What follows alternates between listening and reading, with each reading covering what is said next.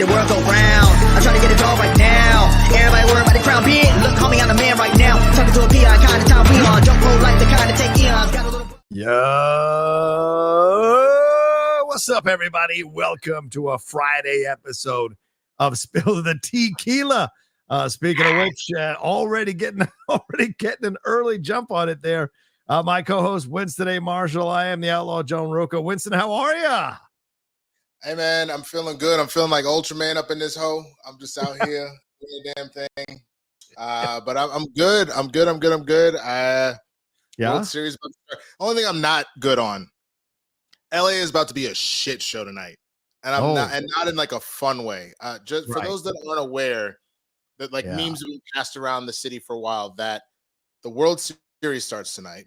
The Lakers' second home game is tonight, so downtown is completely effed for those reasons. I'm going to a concert downtown, so that's not going to be fun. USC has a game tonight, fighting for their lives. Their coach fighting for their lives, so that's happening over at the Coliseum. There is a show at SoFi. There is a show at the Forum. There is a show at Intuit Arena, or it might be the Clippers' second home game. I believe it's a show. Okay. And there's like one or two other things all happening in the city tonight. They've called it traffic get-in because of how bad it's about to be tonight. So it's crazy. So bad, Rocha. They sent a video. Metro sent a video of how to walk from a metro station to Dodger Stadium because they can't even guarantee that the buses are going to be able to take people like they normally do from Union Station. They're like, if you plan on doing that with us, here's the Chinatown station. Here's how you walk from there to the stadium. That's hilarious, bad, bro. Meanwhile, this is me driving home after in San Diego. This is me driving home in San Diego. That's right. No traffic. That's right. Suck it. No traffic. He's such a bitch. No traffic having motherfucker. That's what I am for sure. Yeah, I know. I saw those. I mean, they included the high school games, which I guess were big, but I lived in LA for 20 years. I never thought those high school games were that big. So I don't know. High school games, I forgot. Yeah. That's what's at SoFi. It's the high school football games are at SoFi. So it is a full-on shit show out here today. Yeah. I feel bad for you guys, but we are here to talk about stuff that's going on in the world of not even in the world of anything specifically, but in the world. And we got so much to get into tonight here. This is a 90-minute show, so we got to get to everything as quickly as we can. We're going to talk about Charlamagne the God's appearance on CNN with Anderson Cooper there, with Angela Jones with him as well, and what that back and forth was like throughout this. No, I don't want to say contentious, but I will say kind of a little bit of battle that went on there between them. And then Stephen A. Smith calling out Sean Hannity to his face as well for his defense of Trump, which I thought was fantastic. And then we're going to get into some Zachary Levi news, some Jason Kelce news. I've got some surprise topics to throw at Winston to see his reaction to this stuff. So there's a lot here that we got going on Spill the Tequila. We got 75 of you already joining us live. Thank you so much for taking time on your Friday night to hang out with us. Streamlabs and SuperChats are open. Send in your love as we go along. You see it right above Winston's head. It's also in the description of this video, and I'm going to pin it in the chat in just a second. But Winston, how are you feeling, man? Tell us about.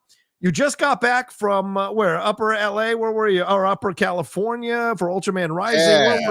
Talk about that a little bit. I was in the Bay Area. Netflix flew me out and some other folks out for essentially kind of a tour / press junket. So it was we got to tour Skywalker Ranch. Skywalker Sound. Is that your first time there to Skywalker Ranch? First time to Skywalker Ranch. So that was super cool. Had some great talks with some people in the industry, either working at Skywalker Sound or whatever else that we went to. What is considered, I guess, I think the greatest theater in North America, just in the sense of how it's perfectly balanced. So as far as the size of the screen, the sound system that's in there, this particular sound muffling and whatnot, it is apparently the greatest theater in North America. And it was ridiculous listening to it. But we heard from the sound mixers, we heard from the composer.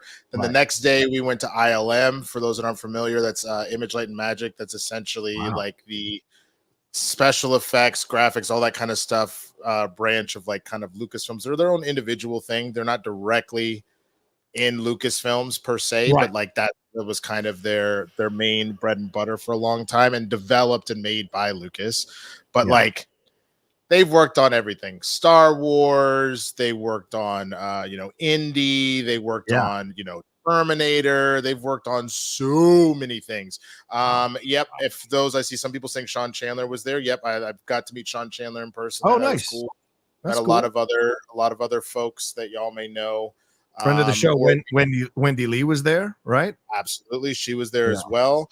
And so then that day we got to have the VFX supervisor and some of his team give us presentations on stuff as well. And then finally did some standard press interviews with the co-directors, the VFX supervisor and the composer. All that should be out on Christian's channel once we get the footage. We're scheduled to get the footage sometime next week.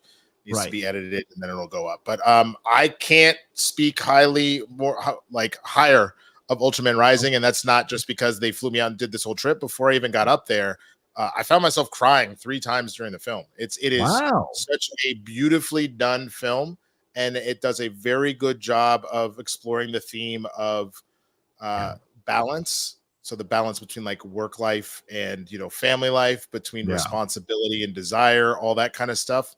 What it means to be a parent, and also trying to understand your parents, where like they may have done something that upset you or offended you or hurt you, but then realizing that they're human and they're just doing their best, like the good parents are. We can talk about bad parents all the time, but it is really, really, really, really good. So I very much encourage, if you haven't, check out Ultraman Rising on Netflix.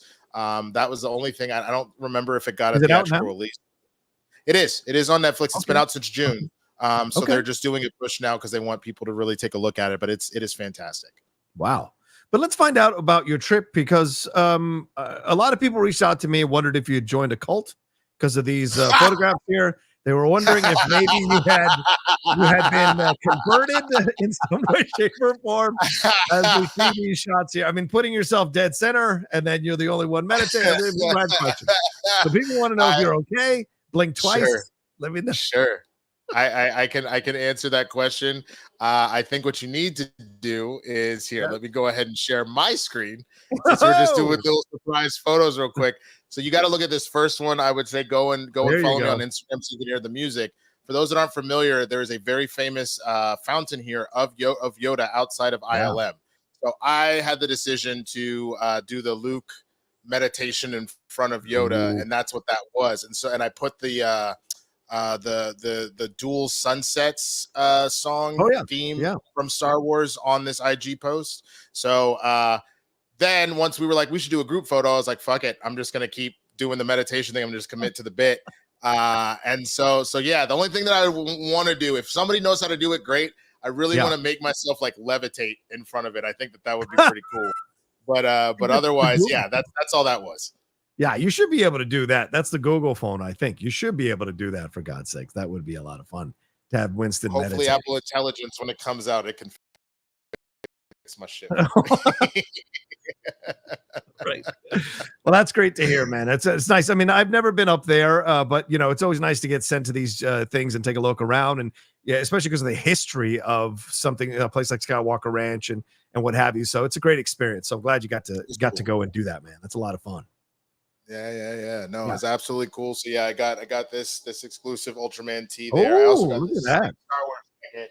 It's double reversible. I was wearing it during Capes and Cows. You guys saw one side of it. So but they have a lot of good stuff up there, man. I mean, there's a vineyard in there. There's a lot going on. So if there's any point in which you got Winston looks very mindful, very demure. But if any of y'all ever have the opportunity to go up there, I'm not sure how public both of them are as far as their tours, but if that's a possibility, definitely go. It's 100% worth it. Yeah, that's awesome, man. I'm glad to hear that Ultraman Rising is a good film. I had Marshall DM me on Instagram. I think after I commented on the post or whatever, and he just said like, dude, you've got to watch Ultraman Rising. So it's certainly one that he's definitely pushing and is a big fan of. So I can't wait to take a look at it and see if it's any good. So we'll see, man. We'll see. For sure. All right, so let's keep going. So listen, we got to get into the stuff now. We spent 10 minutes catching up and hanging out, whatever. So let's get into the nitty gritty of the show. We see some of your stream or super chats coming through. Thank you all so much. Keep sending those in. We'll answer them on the back half of the show. Send in your Streamlabs and super chat. So Winston, we got to start here, man. Charlamagne the God was on Anderson Cooper's show on CNN, and he got into it with Charlamagne.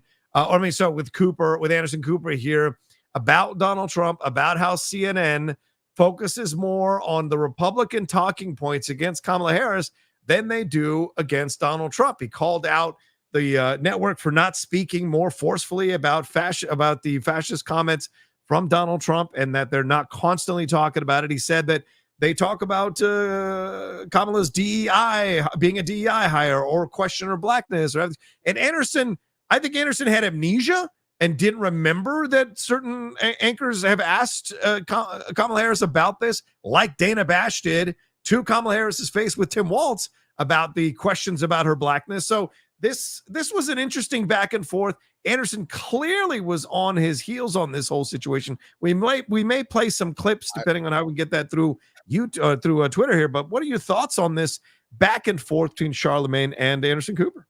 I thought it was actually very here's the thing, because we're going to talk about another black media pundit who went on Fox News in a little bit. And the thing is, with both of them, I'm one of those people that they're good at what they do. Yeah.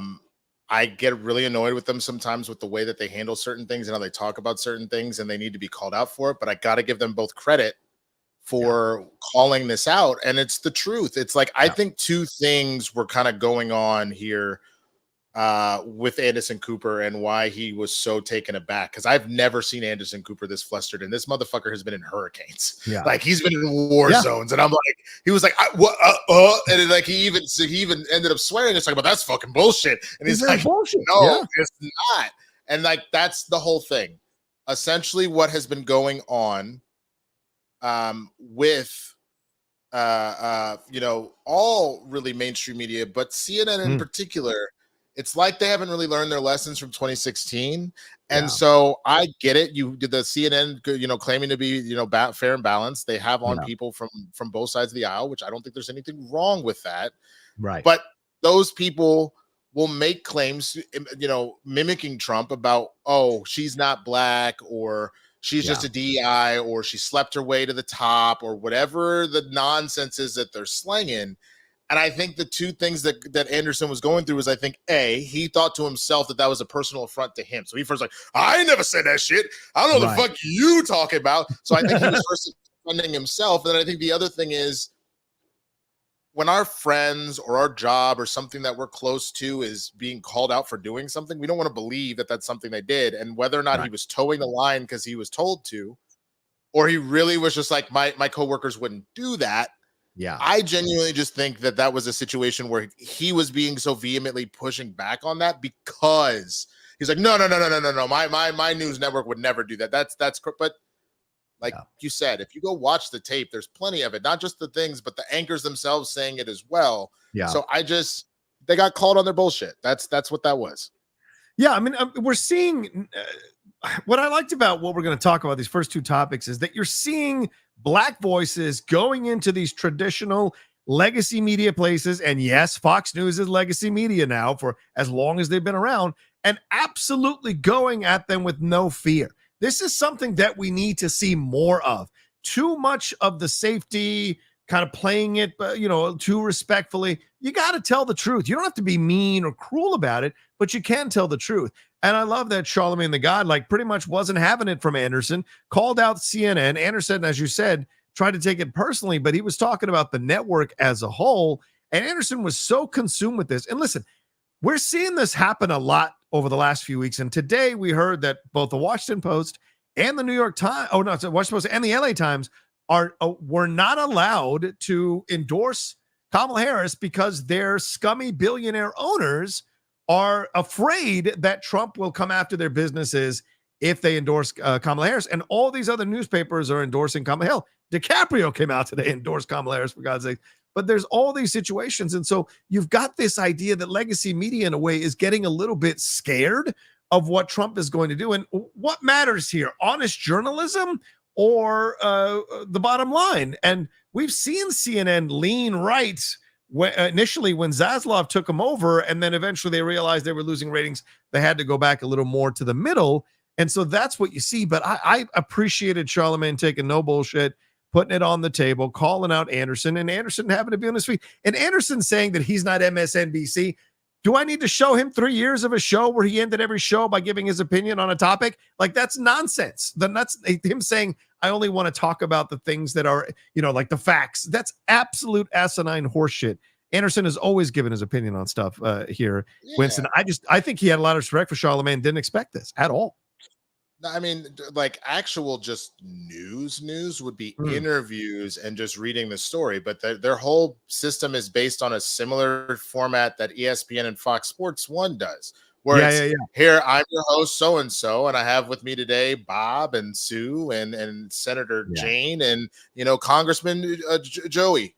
And we're going to talk about whatever. And it's like, so what do you think? And what do you think? And what do you think? And what do you like? What the fuck are you talking about? It's nothing but opinion-based dribble talking head type situation. So I just say this as much to say that I think the thing that's been really interesting about this election cycle, every election cycle tends to be kind of ridiculous. But I think that the main thing that's been very interesting has been this kind of disrespect to such a large number of groups. I think the fact that like a lot of Palestinian voices have been silenced. Like you didn't have the only Palestinian congresswoman speak at the DNC. I thought that was crazy. I think this kind of weird way in which Black people have been courted or used as scapegoats in this particular election, one way or the other, whether because they're supporting Kamala or because they're supporting Trump and how they're talked about, I think is pretty effing gross. I think the way that JD Vance in particular, but mainly all of Trump's camp has like talked and discussed women, everything from the childless cat ladies to how they've discussed, Sarah Huckabee Sanders being like, well, she doesn't have kids, so she has nothing humbling her. Bitch, if you don't sit your fugly ass down and then you want to come cry talking about everybody call me ugly, bitch, you ugly inside and out. I'm just saying that like this entire thing has been a shit show of just absolute nonsense. And because that continues to happen, I've made it very clear where I stand on all this situation, but this dude is allowed to say things about immigrants like they're eating cats and they're eating dogs. Right. And we kind of take it as a joke. Don't forget the geese. And the geese. But like we literally can, we fucking, make TikToks making fun of it. But I have multiple Haitian friends, being West Indian myself. I have multiple Haitian friends that like were genuinely afraid for their lives because of this shit. You know what I'm saying? Like that is the bullshit that is coming out of this. And I need, if you're in the media, to do fucking better.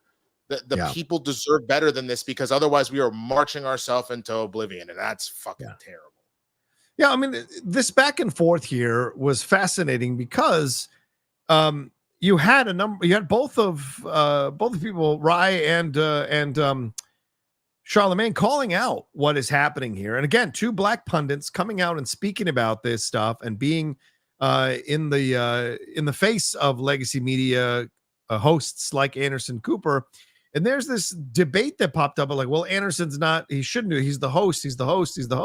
Yes, but the host can also speak truth to power, can also call out certain things. And so you saw that this is a pushback. And I like this as a representation of the Black community, that the Black community is tired of having other people going up there and speaking for them, or having other people going up there and saying, well, what about Black people? Having white pundits or white representatives or white politicians talk about the Black community. Now you're seeing more and more Black pundits showing up on these shows and speaking their truth and speaking out and representing who they represent there within their communities. And I think more of that needs to happen. It's odd. I never thought I'd see Charlamagne the God on CNN, so that was kind of shocking. And we're going to get to Stephen A. Smith on Hannity, and I kind of love that idea that it's opening the door for more than just the standard traditional pundit. There's more here, I mean, and that's the whole thing, is what Stephen A. has been making the rounds, and so is Charlamagne, kind of as they pull, still covering hip hop news and all that kind of stuff, still covering sports. But by them branching out with Charlamagne, being a part of the Black Fest podcast network, like that being his creation or co-creation, written a couple of books. He's really kind of branched more into that. Stephen A. starting the Stephen A. show, his podcast via YouTube and all that stuff. They have intentionally been looking to expand their brands, and they both have been all over Fox News and CNN over the course of the last couple of months. And I don't love that they continuously are just framed as like speaking for Black folk, because they don't. They certainly have a number of Black folk that listen to them, like not listen to them as in like they get influenced by them, but like listen to their content. And some of the things they espouse is correct. Some of the things I am like, yeah, that's correct. And I don't think when Biden was still running, I don't think Charlamagne was wrong about how it was for a lot of folks, the battle between it was I think he said like the crook, the coward and the couch. So like calling obviously Trump the crook, calling Biden the coward, just based off of a number of different policies, whether you want to talk about Israel and Gaza, whether you want to talk about certain, not expanding the court, things like that. So calling him kind of the coward, and then the couch, the idea of just apathy of like, you know what? They're both going to be shitty no matter what.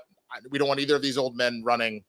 I'm just going to stay home. And that a lot of people felt like that before Kamala got introduced. But people feel some type of way about her too. We could talk about that another time. But I think specifically they are a section of the Black community that do not speak for the Black community as a whole. And I need that shit to fucking stop. Right. You're right. I mean, like our friend Jay Wash said, not all skin folk or kinfolk, and not everyone is represented by one Black person speaking. Right. You're absolutely right about that. Same thing with the Latino community. There are Latinos for Trump, which drives me insane. There are Latinos who are more liberal, Latinos in the middle, and we have pundits for all those representations there on numerous networks, and that needs to be more of a thing. More pundits of color need to come on these networks and speak about their communities, speak their points of views out there, and talk about the issues that affect their communities. I want to see more of that coming in through as well. Yeah, I remember. So it was the crooks, the cowards, and the couch. So the crooks, they were saying just Republicans as a whole being led by Trump. The cowards, he was saying just the Democrats as a whole, and that they were at that time were still kind of playing nice. They weren't doing the things that needed to be done to get like things are being said about people to people, and you're not doing the things to stop them. That's specifically what they were talking about. I'll be honest with you. If Jasmine Crockett ever decides to run, I will be so fucking, I'll be on every goddamn trail. I'll be knocking on every door, because you want to talk about someone who does not shy away from shit. Yes. Marjorie Taylor Greene wanted to say some shit. She called her a bleach blonde, bad built butch body, and has not stopped calling bullshit out when she sees it, man. Just like everything, just like what you've seen in the last few years, man, a Black woman has to save this country all the time. It's just kind of, it must be so exhausting, and today Beyonce in Houston is on stage with Kamala Harris tonight to try to keep that final push going. You know what I'm saying? So it's crazy, and it's madness where we're at right now, that a woman of accomplishment, a woman who has earned everything she's gotten and risen through the ranks, has to be tied, according to some people's analysis or polls, with a guy who's pretty much a medium level guy who really hasn't accomplished much in life overall, except leading this crazy movement that he is essentially possibly a puppet for overall. And that's kind of a sad state of our country right now. And when I hear newspapers not wanting to endorse because they're afraid of that rings of fascism. That rings of fascism. I was going to say, if one side, you're not doing something because one side has threatened that they will probably throw you in jail or kill you if you do something, if they get back into power, don't you think that kind of speaks to one side being a massive problem over the other? Like, I don't know about you, Rocha, but if we were in a schmodown match and I was like, if you don't give me that fucking point, I'll murder every judge, you don't think people should go, I don't think that we should be just kowtowing to this crazy some bitch. I don't think that's okay.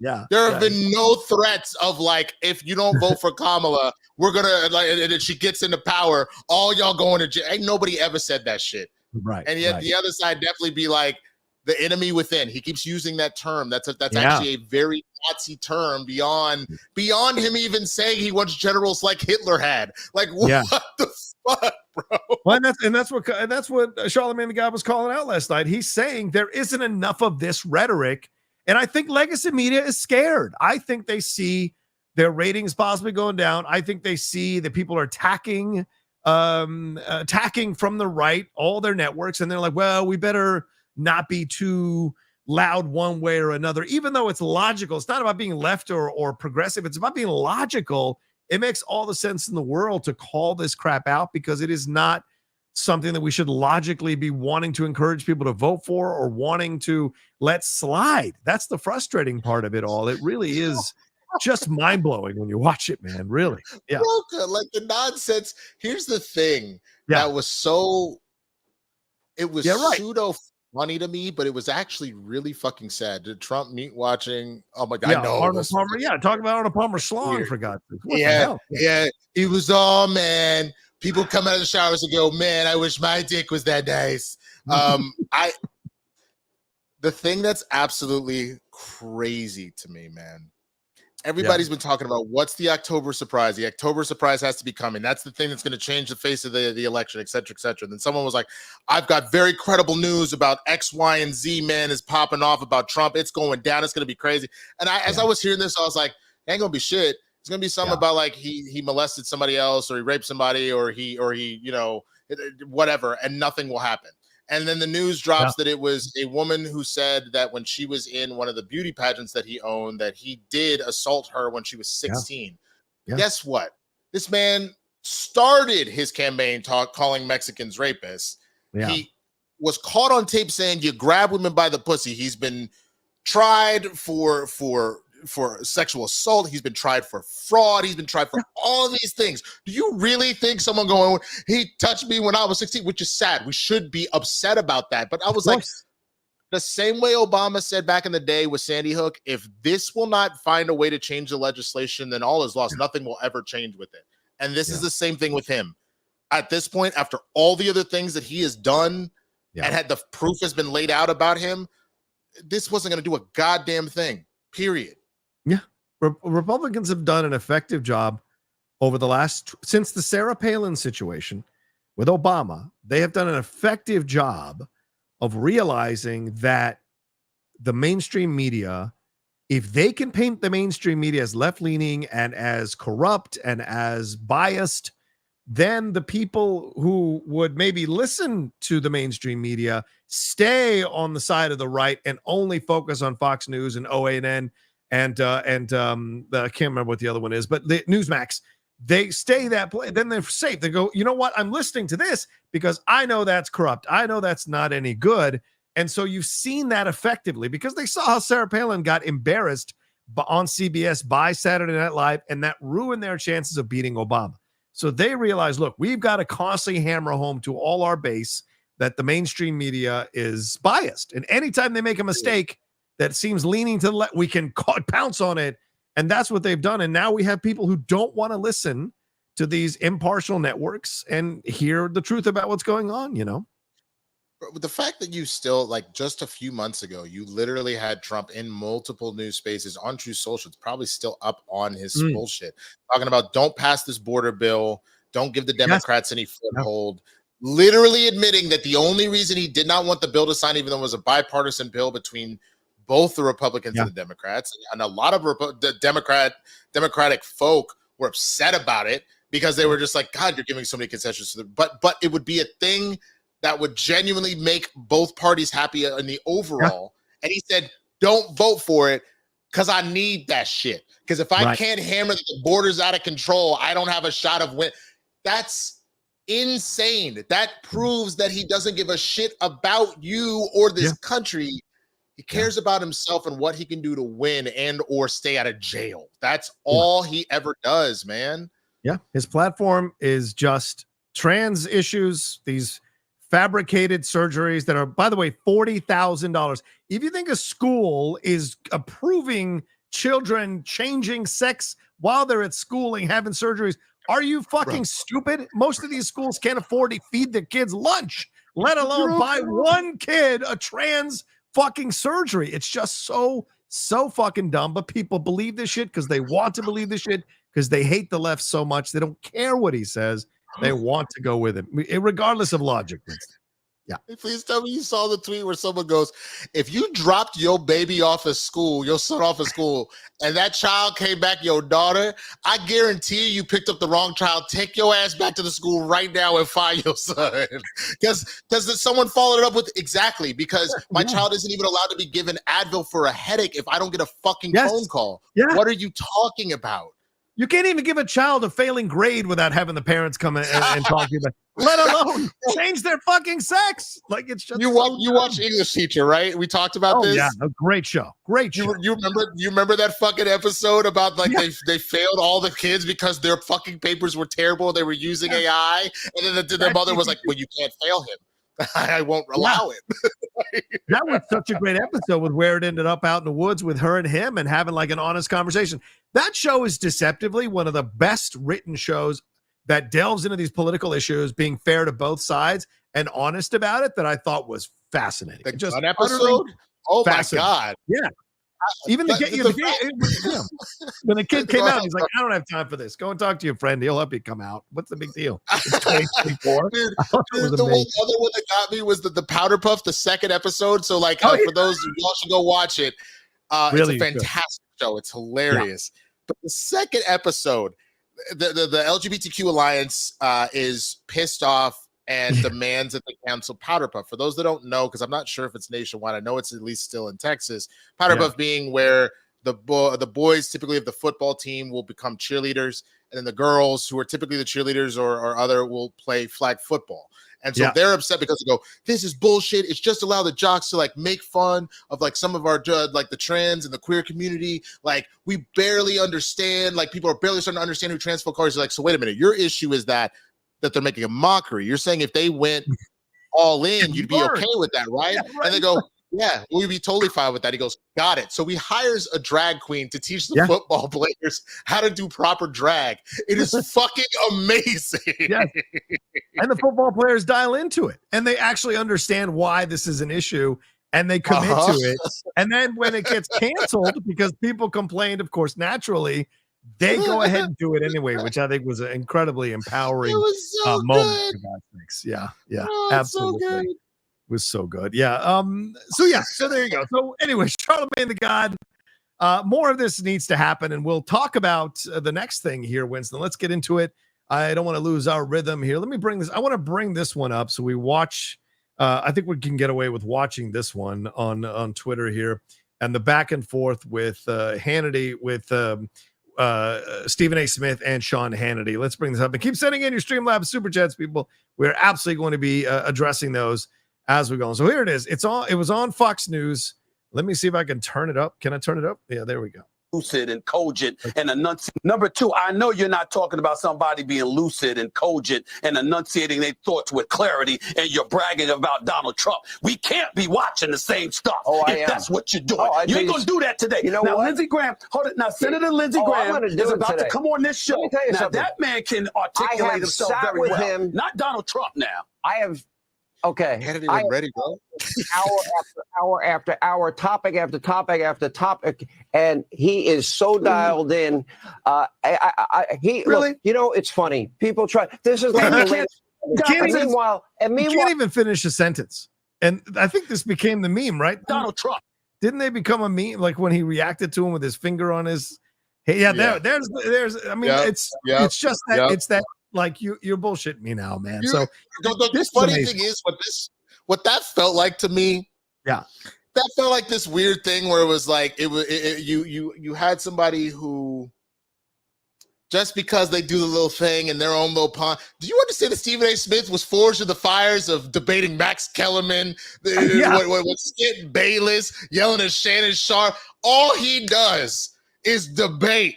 24/7. What you're not about to do is do your standard Hannity bullshit to try and shut him up. He was like, nah, son, you're not about to. Here's what you're not about to do. Okay. Yeah. I see Trump over there. He can't even get his words out. I've seen the video. You're not going to make it up, Hannity. You're not going to do that while I'm here.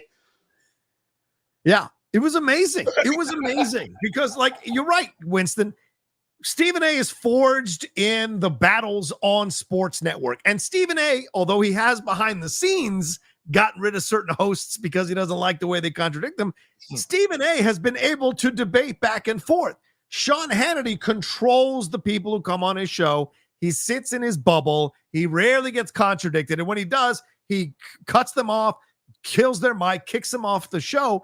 That's the difference here. But him and Stephen A have a relationship, have a friendship. He wouldn't dare do that to Stephen A because Stephen A would eviscerate him on his own show because Stephen A, you know, has no problem killing people on his show, on his podcast, and what have you. So Sean Hannity puts up with it. And by the end, Sean Hannity tries to win the debate by saying, well, I know behind the scenes, I know you're going to vote for Trump. And Stephen A says, hell no. This short of fuck no, and says hell no, and says I would have voted for any other Republican besides Trump.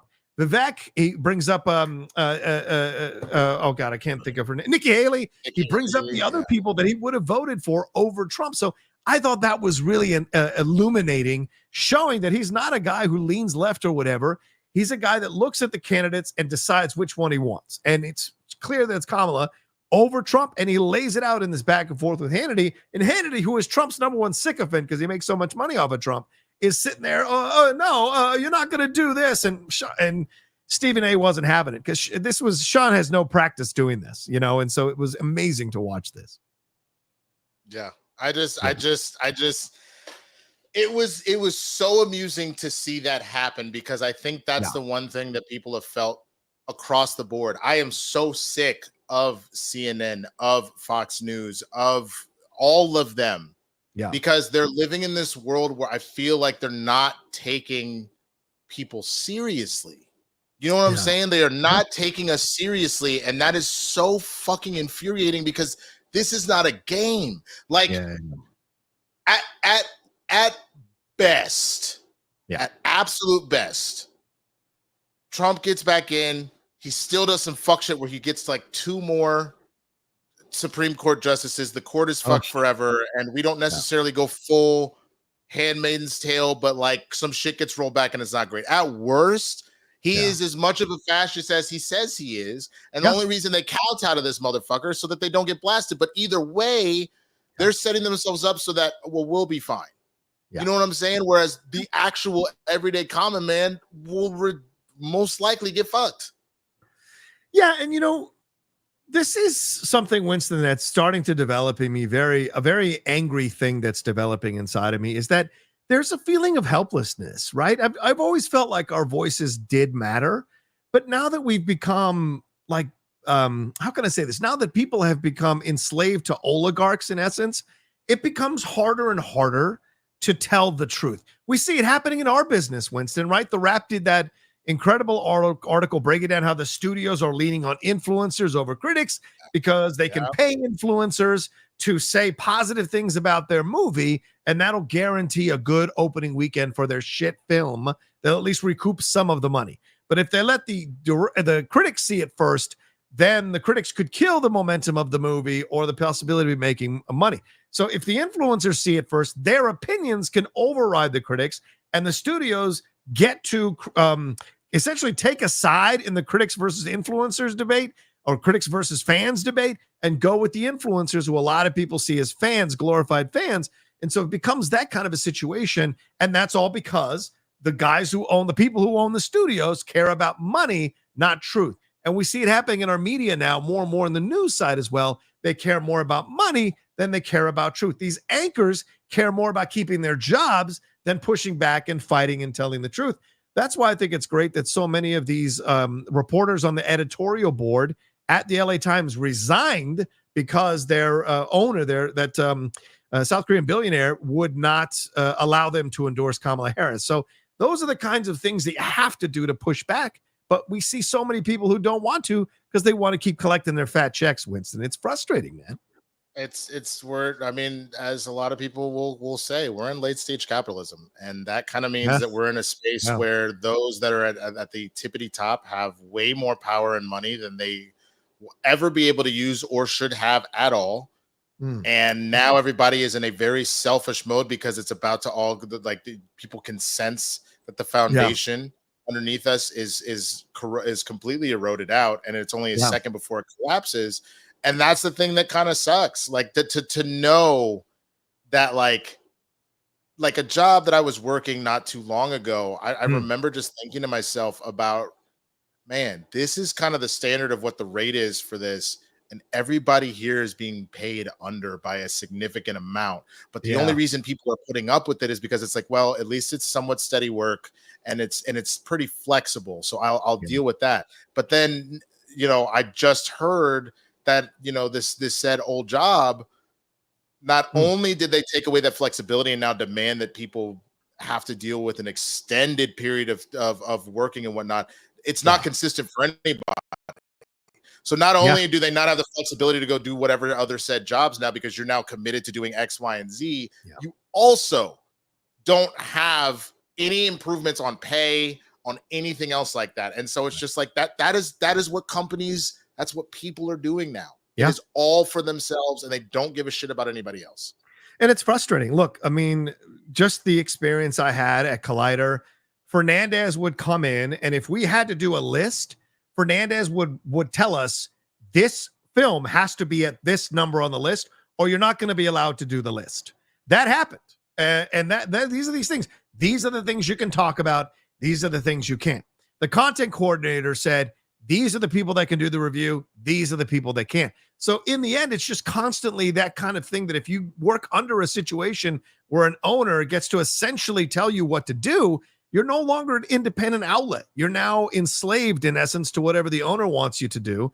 And then by extension, if what's happening now, these studios, get in league with the sites, because I've heard about this too behind the scenes, that the studios are communicating with these sites and telling them, well, if you do this, if you review it negatively or if you speak negatively, we're not going to allow you to have our actors, our directors, our producers be interviewed by your site. And that's mind-blowing. I've had two friends of mine who are writers reach out to me and tell me that their editors have called them out for calling out the studios for something they did with one of their movies, and that in the end, they had to fight for their content to be published on their respective sites. So it's just madness how everyone is so dependent on living a life enslaved to these organizations that have these massive billionaires behind them owning it. It's so frustrating.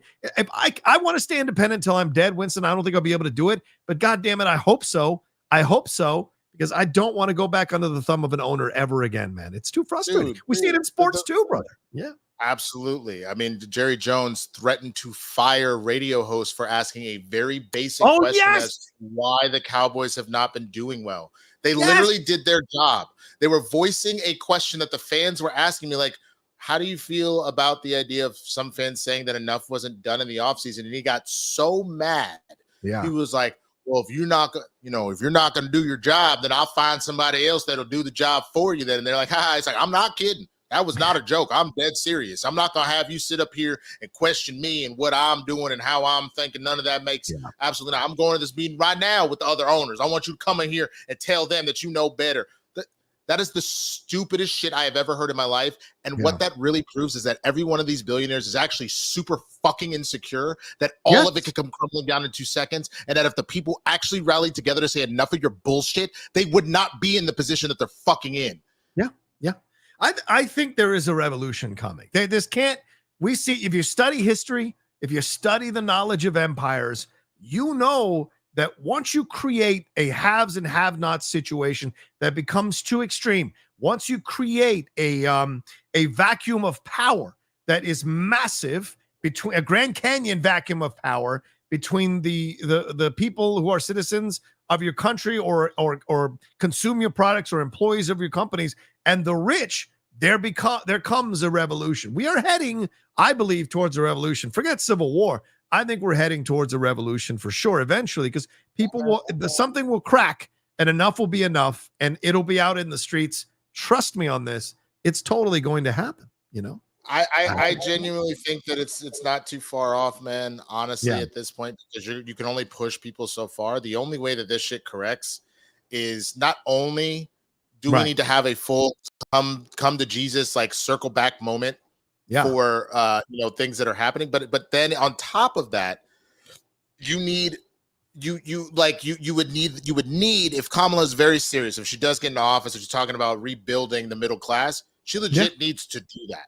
There needs to be no chicken shitting about that. That needs to happen no matter what, because if things do not change where you start actually helping the everyday man, it is only a matter of time before genuinely people finally snap. And that's the other thing that's interesting.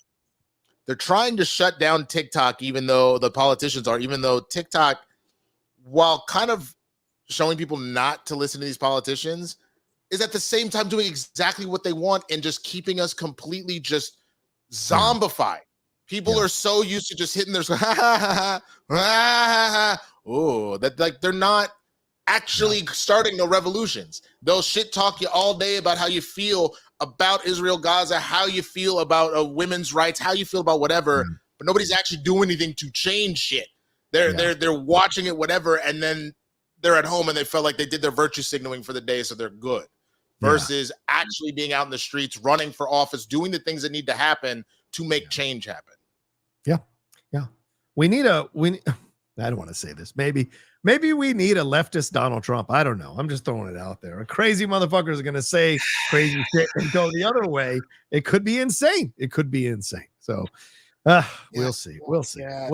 Dude, I understand the whole thing of fighting fire with fire, but you know what actually defeats a Charizard, my nigga? A Blastoise. Okay, like that's the fucking thing. I remember playing the game. I didn't shoot a flamethrower at another Charizard and it is super effective. It's just a move. It might even say it's not very effective. But if I hit that motherfucker with the hydro pump, he goes, and then I fucking But I do want to say, to follow up on your point, I think you're 100% right, Winston. If Kamala Harris gets it, if she wins this election and doesn't do things to help the middle class, people are going to come after her with pitchforks, man. I'm telling you, people are like voting for her, going, okay, if you're going to do what you say you're going to do, I'm in. And I think if it doesn't happen, she is going to be on the firing line. And yeah, the Senate and the Congress obviously have to have have to be in motion to try to make this stuff happen. But that's absolutely what she's hanging her campaign on, is rebuilding the middle class. And that must happen from day one, or else she is going to get skewered. And I think this is a one-term president if she doesn't make it happen. So we will see. And BlackRock's hydro pump is super effective. Super effective. People be like, well, this certainly took a turn to the Pokemon references and shit. You gotta love it. All right, what else are we talking about here? Oh yeah, let's get into let's take a break here from the political stuff. Let's move on to the Jason Kelce thing. You sent me this, Winston. What is going on here? There's rumors that this TMZ Sports is reporting this, that Jason Kelce is possibly in talks to host a late night ESPN talk show on Friday nights. What is this all about? Why is this happening? And why were you surprised by this? Look, the Kelce brothers, I will give them credit that they have the number one sports podcast in the world. They cornered that market by the two of them being new heights, by the two of them being so successful. I do not believe in any shape of the word that Travis decided to date Taylor just so he could boost his own stock. I think he genuinely has a crush on this, because I've seen this motherfucker sing 1989. I've seen clips of it. This motherfucker was a super fan, and he was like, nah, she hot, bro. Like he's definitely into her. What came of it though is a byproduct of, by him being the significant other of Taylor. Yeah. You had people that had never heard of New Heights as far as Swifties go listen to it and go, oh my God, him and Jason are so sweet. And like have become huge fans of Jason and his wife and his kids. And like they literally didn't just put themselves on Travis.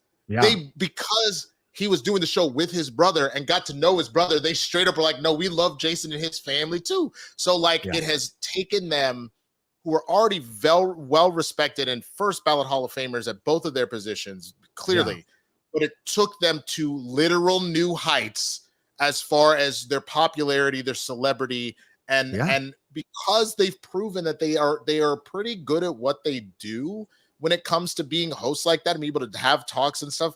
It's providing opportunities like Travis hosting Are You Smarter Than a Celebrity? Yeah. which is a real game show he is the host of. And now apparently Jason having a late night show for ESPN. What's wild about this, did you see his very first broadcast on Monday Night Football? Bro, him and Tom Brady were competing for the worst debut broadcast this year on the NFL, for God's sakes. Yeah. But you saw what he did that first broadcast, right? Yeah. You know what I'm referring to. Be specific. Which one? Okay, specifically. So Jason Kelce, on his very first day at work, doing the Monday Night Football broadcast, forgot his fucking suit.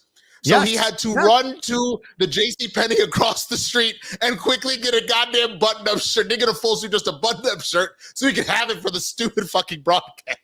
How are they selling shirts that fit that guy? That's what I want to know at JCPenney. That's why he's about to pop out that motherfucker. Let me see if I can find the photo. It was crazy. He did not fit that. Jason Kelce doesn't fit shirt. It's literally busting open, bro. Oh my God. Oh my God. This shit had me absolutely dying. He fully forgot. There's Jason, who we're talking about, for those of you who might not be aware of it. He was a center for the Philadelphia Eagles. Yeah, won the Super Bowl there against Tom Brady, with Nick Foles as the quarterback of the Eagles Fly. But yeah, here, I just shared it. Check it out, because this is the shirt in particular. You can see the buttons are literally popping up. Yeah. You see that? Oh my God, look at that. Right here. The shirt didn't fit. He just got the best one that could at the last minute because he forgot his goddamn suit. They always wear suits, bro. And they only wear something so fashionable that it's okay. Give me double XL if you got it. to go. That guy in a little coat.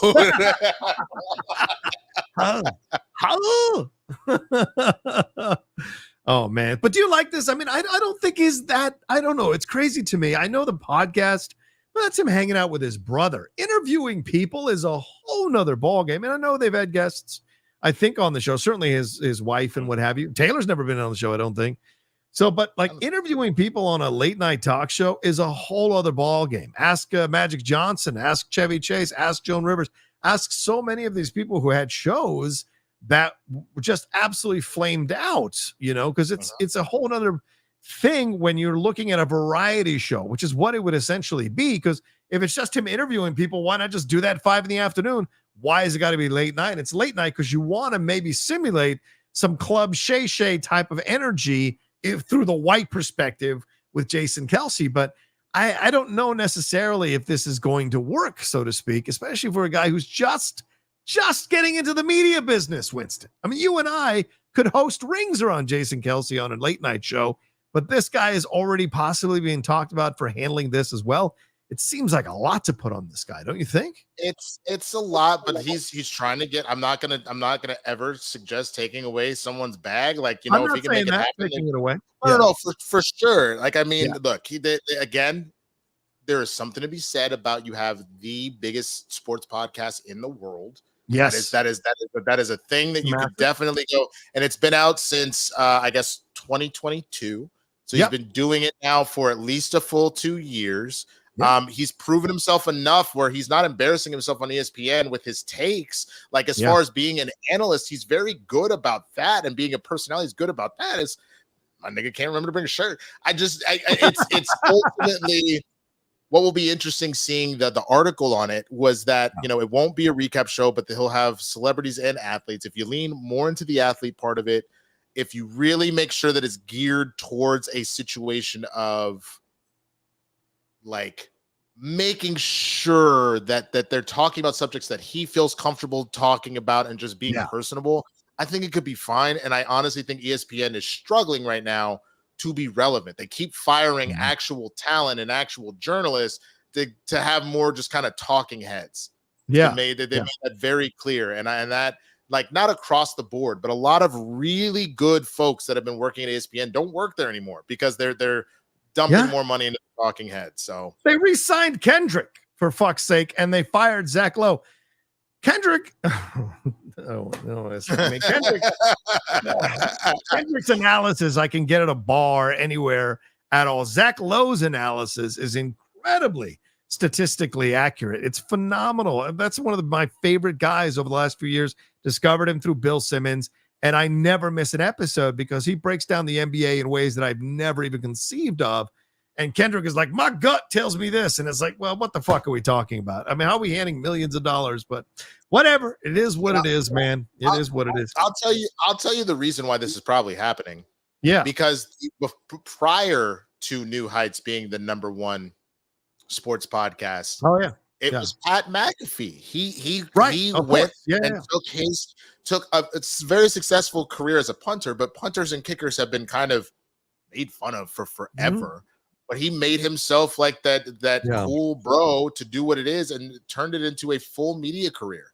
And so I think that's kind of the same thing they're seeing right now. It's like, wow, it actually worked really well with McAfee. Maybe we can do it with Kelce. And that's what this feels like to me. It's interesting because it feels like, I don't know if you've sensed this, but it feels like they're broifying ESPN, you know, for years, like Jamel Hill. Right. Jamel Hill was moved off because she called Trump a racist. A number of black pundits have been moved off ESPN, including Sage Steele, who was conservative, just to be fair.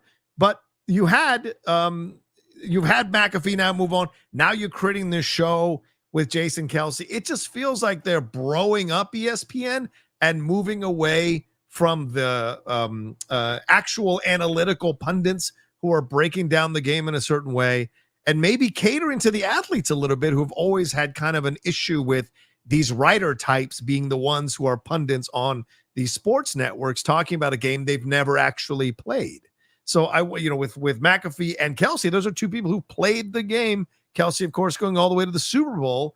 So I don't think McAfee was with the Colts when they went to the Super Bowl. So this is a thing here where you look at it and you go, well, clearly ESPN is leaning into the bro culture here, trying to keep their fans while they still pump the WNBA, get Elle Duncan, Candace Parker, all these other people involved on the ESPN's. Andrea Carter, Candace Parker's on TNT. They get them all, pushing that narrative. So they're trying to play to both here. Do you like this, or do you think this is kind of undercutting the credibility of ESPN a little bit? I mean, it just depends. If they're going to do a situation where like their main focus is sports and we want to make sure that whatever flavor of sports you're into, we're going to make sure it's covered and it's covered well. I don't think I necessarily have a problem with that. Now, if I think like anything else, if your network is going to say something that's super out of pocket. So like, let's say you do have Pat McAfee and, he called Caitlin Clark a bitch. And I'm sure you remember that. Yes. Like that was, you know what I'm saying? That's a problem. That's a problem, regardless of how you feel about the situation. And I know you're trying to say it in jest. He's trying to be like, this white bitch. Like he was trying to do it as a joke, but knowing that the tensions are already high, in what world did that seem like an okay thing to do? You know what I'm saying? So as long you can have whatever culture you want, you can have whatever blah, blah, blah. If you're trying to draw in this many different audiences, so there's a show for everyone. Yeah. But understand, if you're going to invite, my mama used to tell me, you don't always want to invite everybody to your birthday party. You might hang out with Jim Bob, like in a we only golf basis, but Jim Bob maybe is not the person you be inviting to like Kwanzaa. You know what I'm saying? Like that's not always a situation where every one of your friends need to be in a room together, because some of them don't mix. So that's just something to keep in mind. I couldn't invite him because they didn't want to come.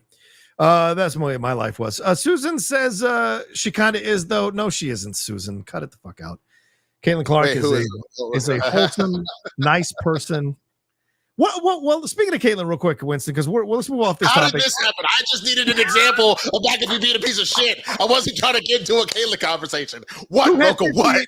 Who had 58 minutes on Caitlin Clark or Andrew Reese being mentioned on their show? You win. You win. What do you think about this 3-on-3 league that's coming out, Unrivaled League here, that is led by, I think it's Nafisa Collier and Brianna Stewart, and I think Sabrina Ionesco are the founders here. They're looking for 4 more players. They got 26 players. They're still trying to find 4 more players.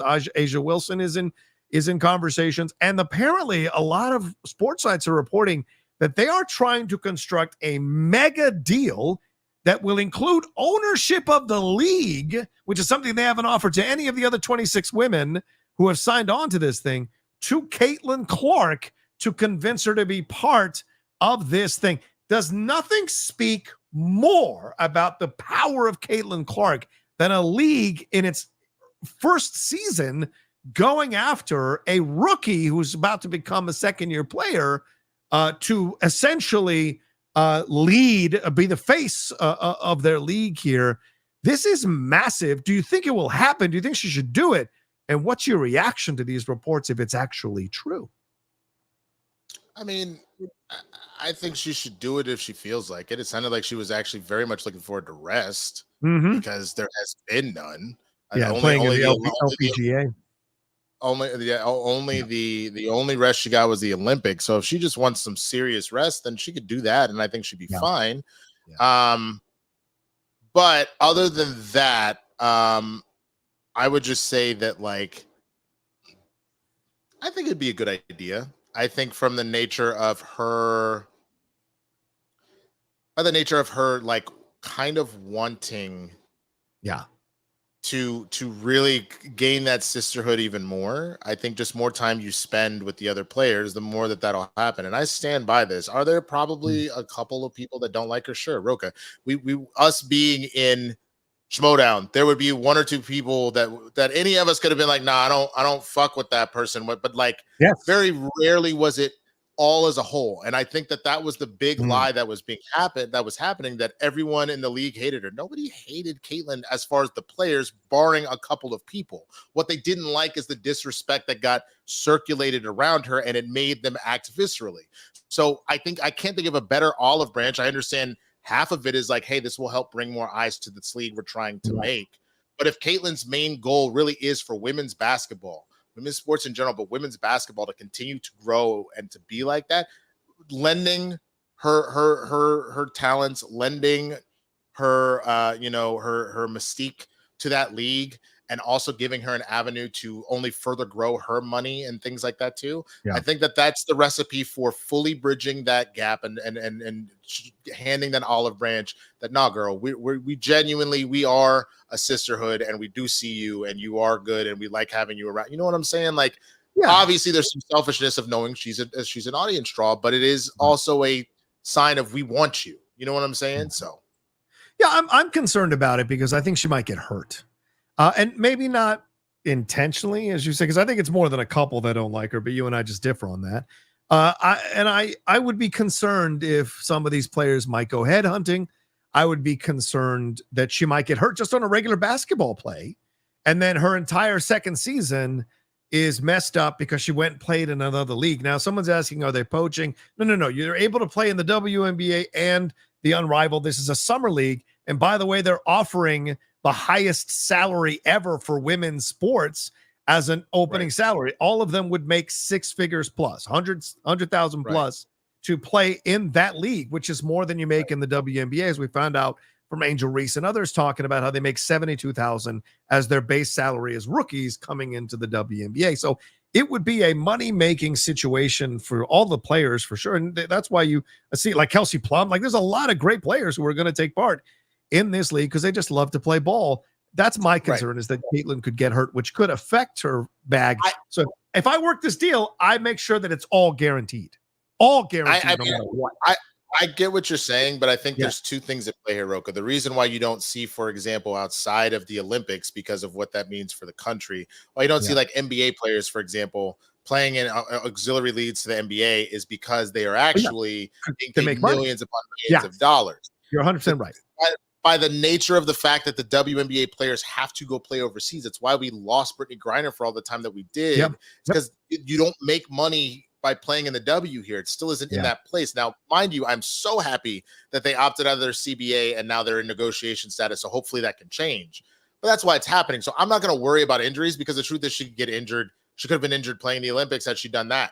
You know what I'm saying? Like any of those scenarios, any of that could have happened. So until we get to a place where the W is paying these athletes the way that they should be paid, if you want to go do this both to secure your bag or to get reps in or to build camaraderie or anything like that, by all means go and do that, because it is not a guarantee that the W is going to be like your bread and butter as far as money goes. You know what I mean? Make an excellent point, because you also get to stay stateside, Winston, because I bet there's a lot of players who went, overseas, but actually hated it.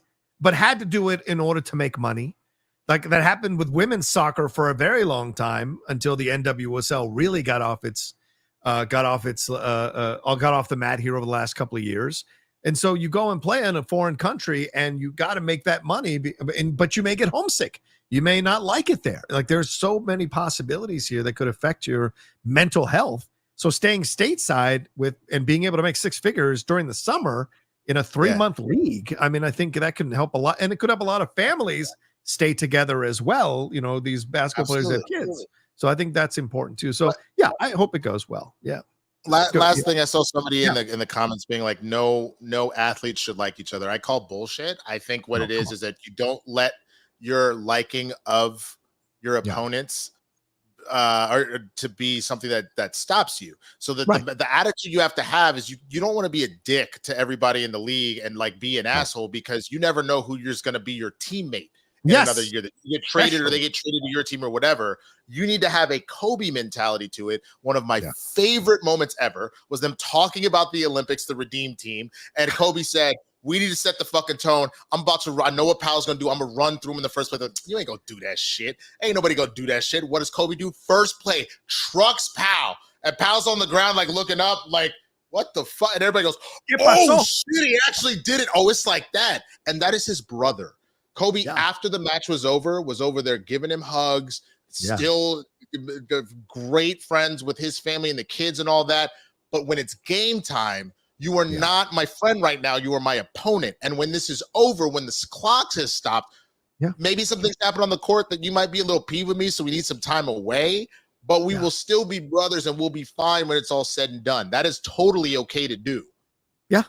I mean, that's how I played Dan. I always tried to mess with Dan and fuck with Dan, but I always respected him when I played him, and I respected even more afterwards. You know, it was always that approach, but I tried to bring my best. Except for that final match, I tried to bring my best to go toe-to-toe with him, you know? So, yeah, those are the things. That's respect. That's respect. You know, if I'm bringing that kind of, you know, anger and focus and giving you shit and all that, that's all respect.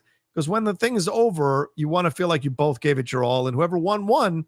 And that's, you know, you can walk away from it with much more feeling of respect for each other. So I agree with you 100%.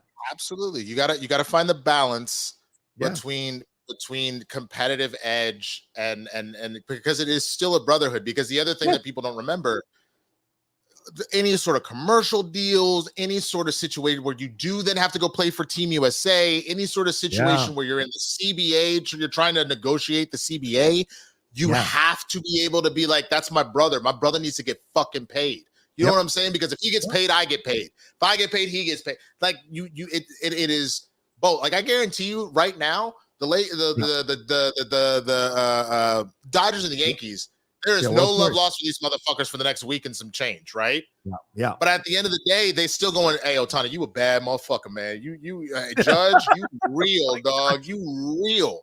But when they're out on the diamond, I'm about to knock your shit out the park, bitch. Oh, yeah. Like, it happens all the time. It happens all the time. I like you, Mike Judge. Yeah, he's like 10 foot tall. Fucking insane. Let me ask you about this story. I know we put 2 other stories. We're running out of time, though, but I want to ask you about this. Did you hear about this story? Lily Allen has come out. I don't know if you heard this, Winston, but Lily Allen has come out and said that her side hustle, selling pictures of her feet on OnlyFans, has become more lucrative than her Spotify streams. She estimates that she has 1,000 subscribers at $10 a month who get this content. She is making $10,000 a month reportedly. And with her Spotify's 2023 data reveals that only 66,000 artists earn $10,000 or more a month in royalties. So what's your thoughts when you hear this idea? And she only started doing this on OnlyFans because she got ranked really high on WikiFeet.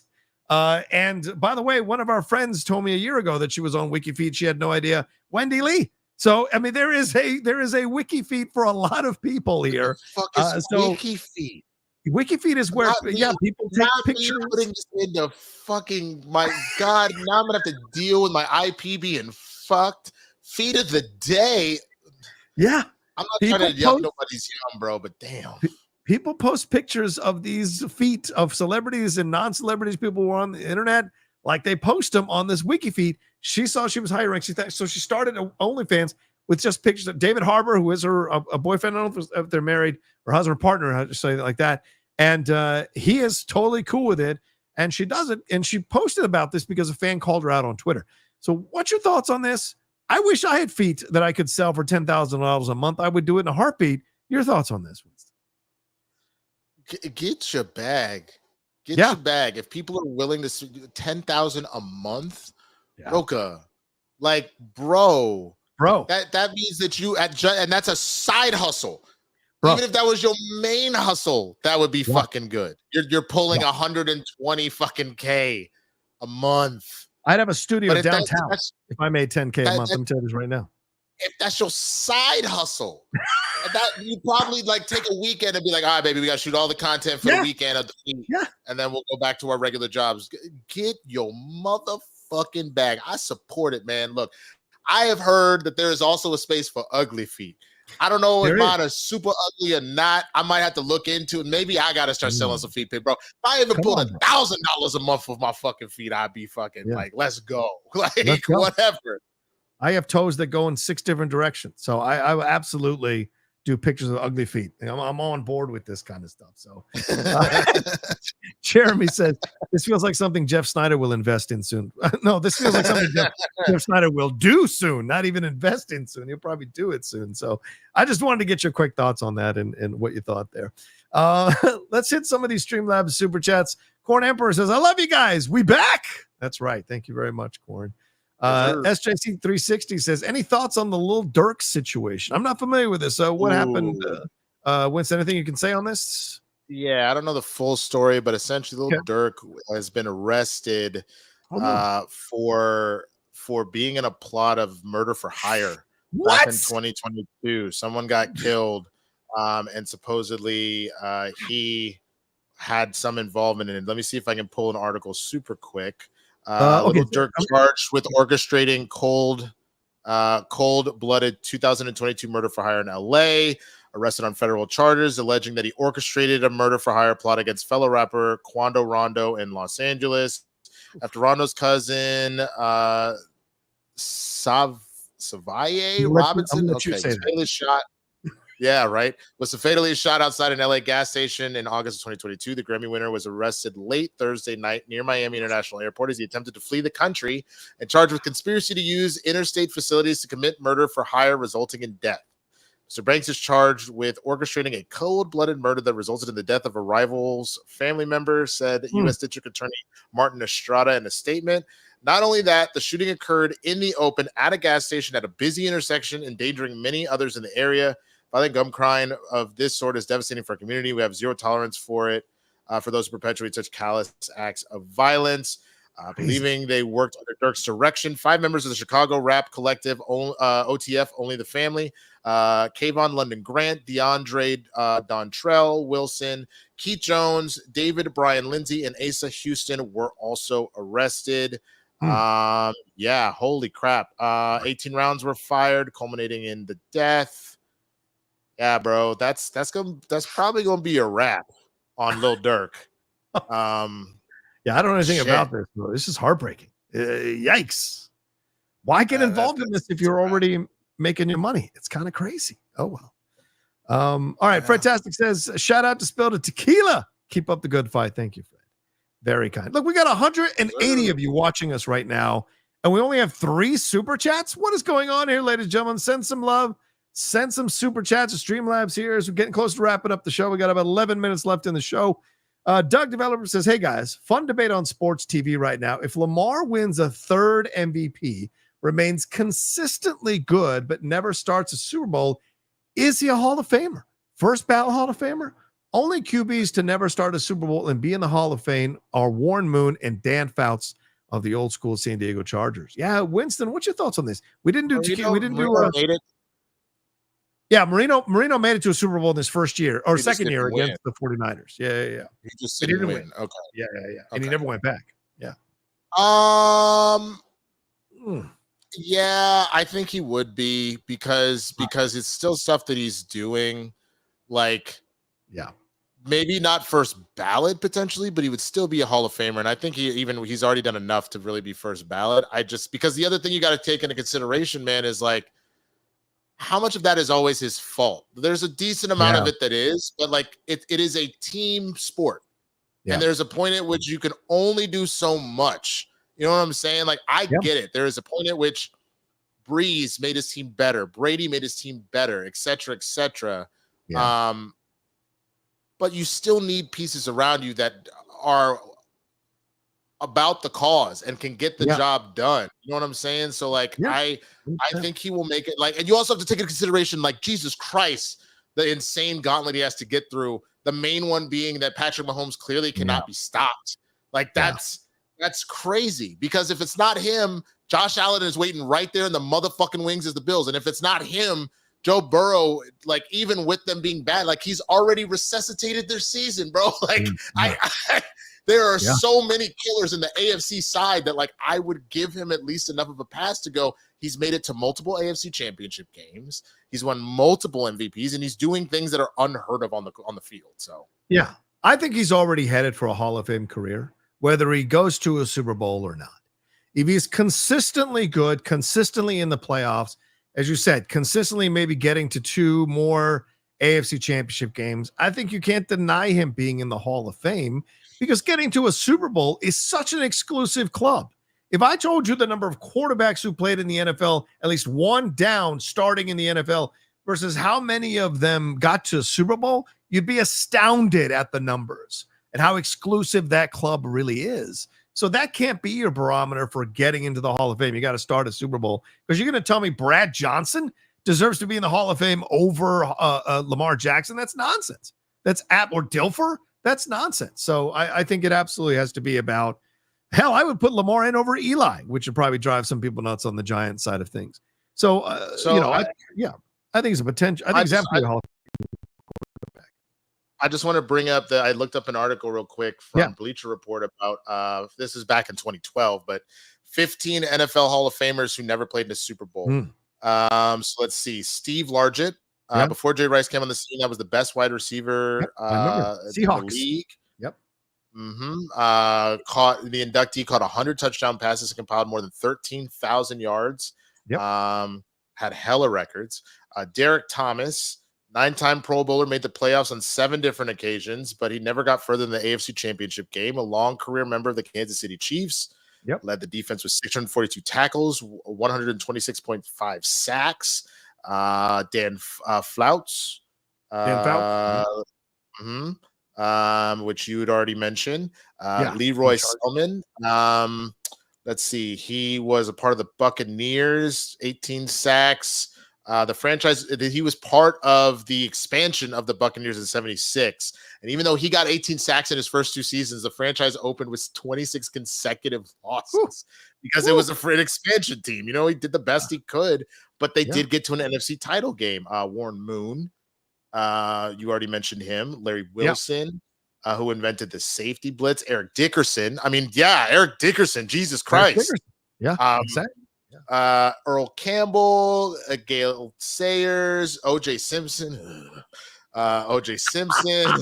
Merlin Olsen, Deacon Jones, Dick Butkus.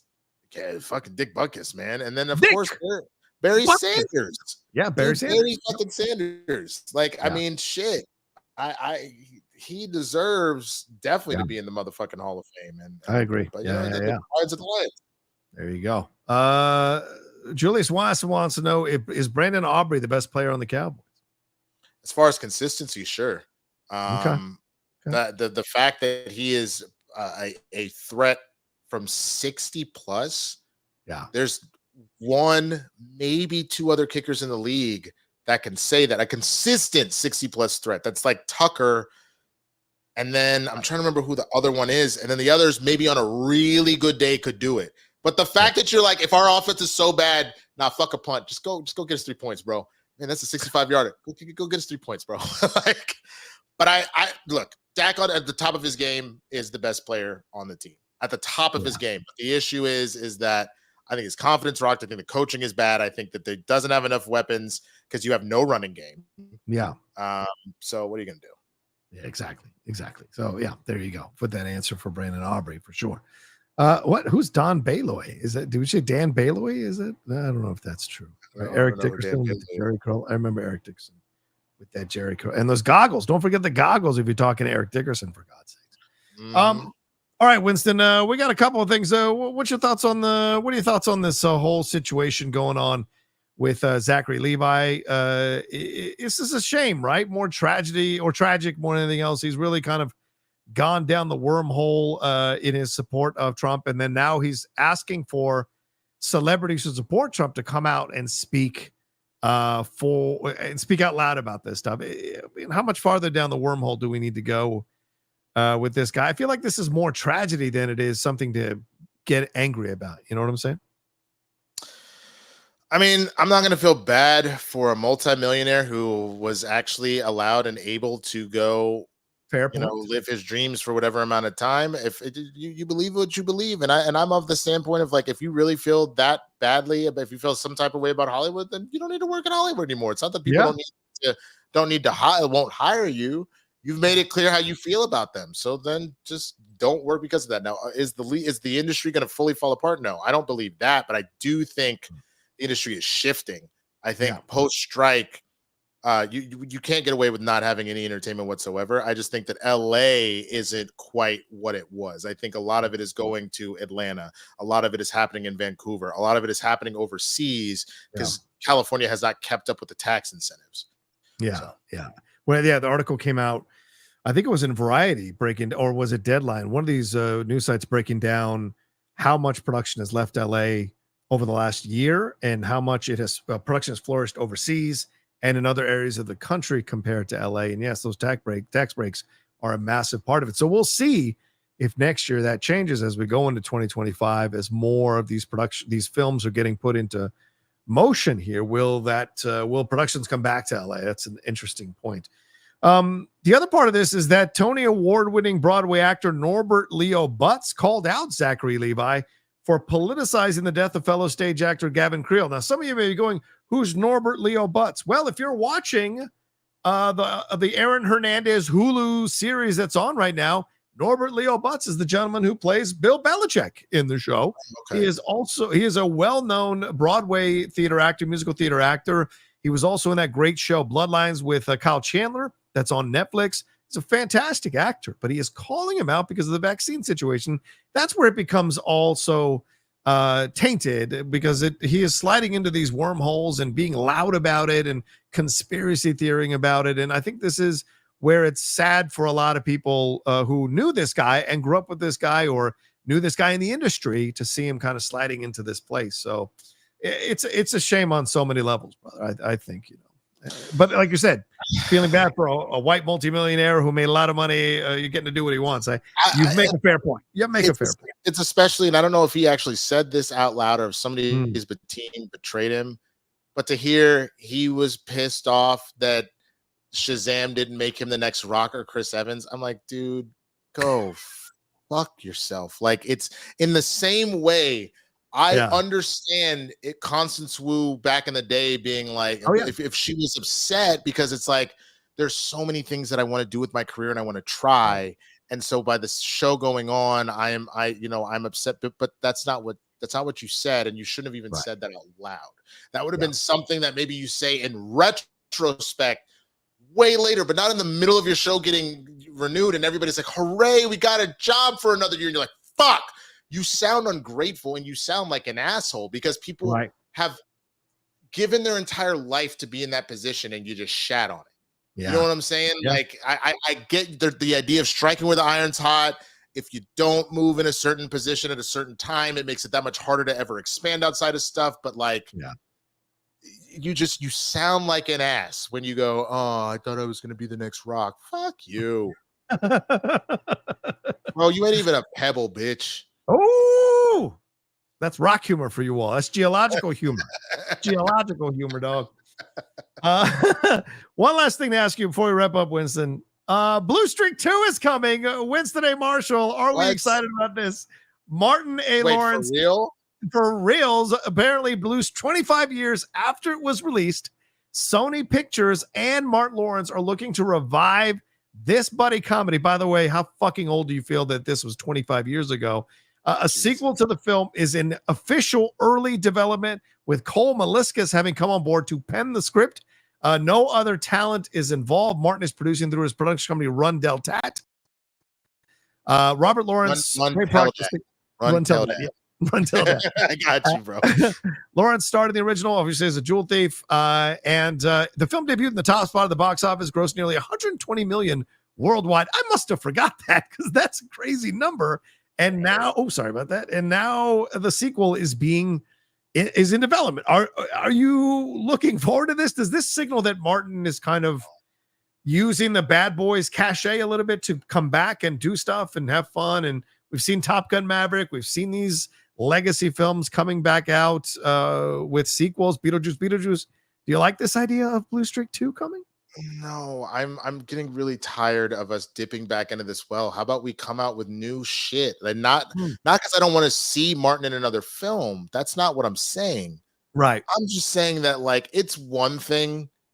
Like, and I get, oh, well, Bad Boys, those two Bad Boys movies do well, so let's keep it going. Or Beetlejuice did well, so let's keep it going. But like, for every one of those that worked, I could name you multiples that have not.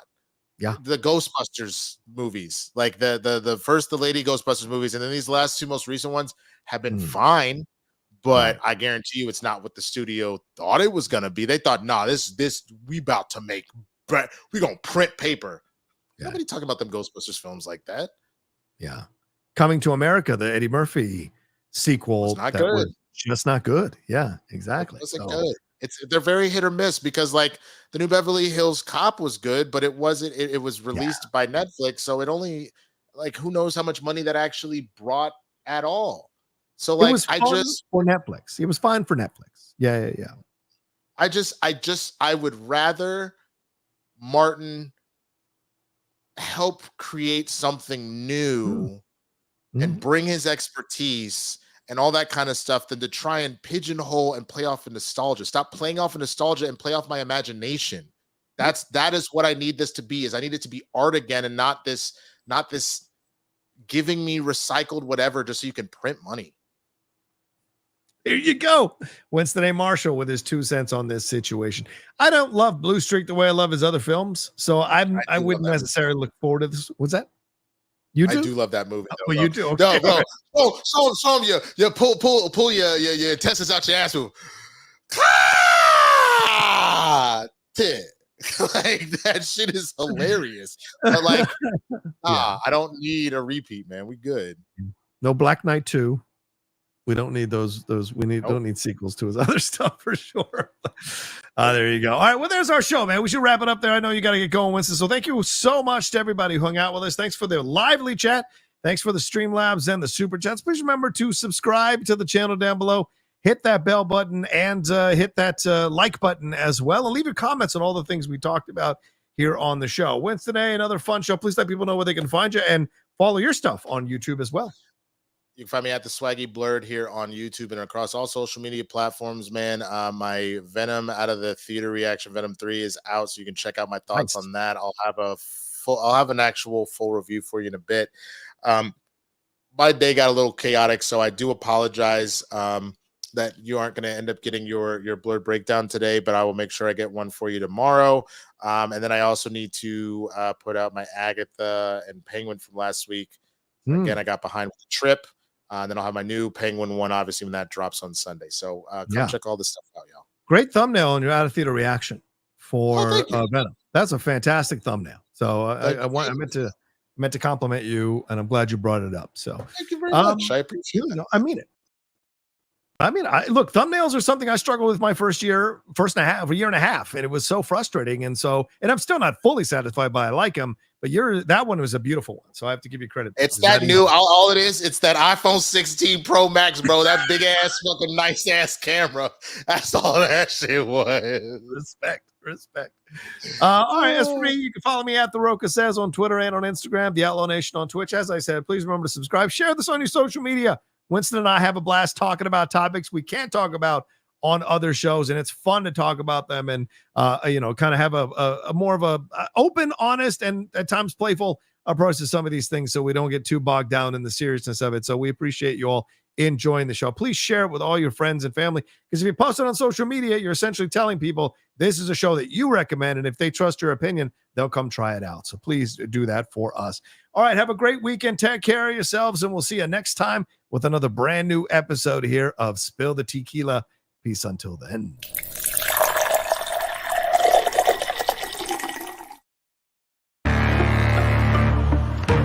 Yeah. Money make the world go round. I'm trying to get it all right now. Everybody worry